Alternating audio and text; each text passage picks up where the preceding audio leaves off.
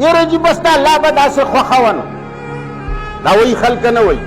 دا ګوره د جبر یو عقیده ده چې په دې خبره پوه وي پخوا به دا خبره دا پیرانو د تبلیغیانو په باره کې کوله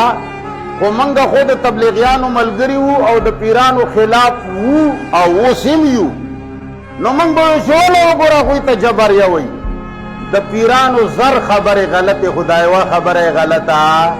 نه وه دا یې اوس هم ټیک ده مسلمانان د جبر په عقیده کې خلقو ورننه ایستي دي مړی اوس یره بس الله به لیکلې وه ګاډي باندې سړی و یره بس الله به لیکلې وه هلکه چې الله به لیکلې وه نو ستا لور که چا د لاسه ونیوله نو مړي بیا ولیکې خو لیکلې وه که او چې ته کله بیمار شي چې ته وایي چې الله به لیکلي وو دا بیماري به الله لیکلې وه نو بیا ډاکټر له ولې ځي د الله لیکلو نه ځان خلاصوي هلکه خو دا 3 ورځې پس چې جوړ شي ولې د الله لیکل دې وران کړل دا خبرې د جبر دي دا اسلام سره تعلق الله تعالی داسې څه خبرې لیکلي د تقدیر په نامه چې کم خلق څه شی یادوي چې تقدیر دې د ټولو خلقو په باره کې لیکلي دي دا به دلته مري دا به داسې مري دا به داسې مري دا به داسې مري دا تقدیر دې هغې نه څوک وتلی نه شي دا قرآن سره تعلق ځکه که الله دا لیکلي وي چې ته به داسې مرې د دغه د لاسه به مرې په دغه ټایم به مرې په دغې ګولۍ به مرې په دغه ځای به مرې بیا چې الله تعالی معافي نیسي بد کوي که نه کوي هلکه دا خو الله لیکلي دي چې داسې به کېږي او زه مجبور یم چې تا مړ کړمه یاره الله داسې لیکلي وو چې تا به د کمره پلانی ورغړوي دا که ما نه وی ورغړولی خو بیا خو زه کافر کېدمه په خبره پوهېږي یو دی د الله علم چې الله ته پته ده چې کېږي به څه دا شته یو دی تقدیر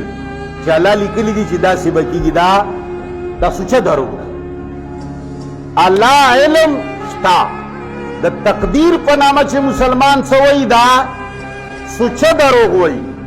الله تعالی هیڅ چاته داسې نه دي لیکلي چې ته به خامخا دلته مرې او ورته پته ده چې دی به دلته مرې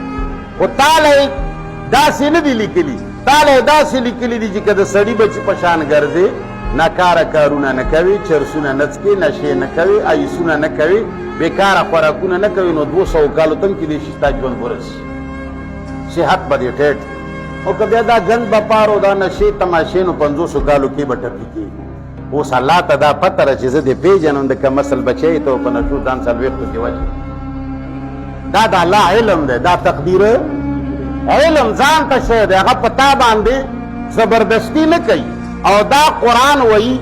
چې د مشرکانو طریقه ده الله تعالی فرمایي سیقول الذین اشرکوا لو شاء الله ما اشرکنا ولا آباؤنا ولا حرمنا من شیء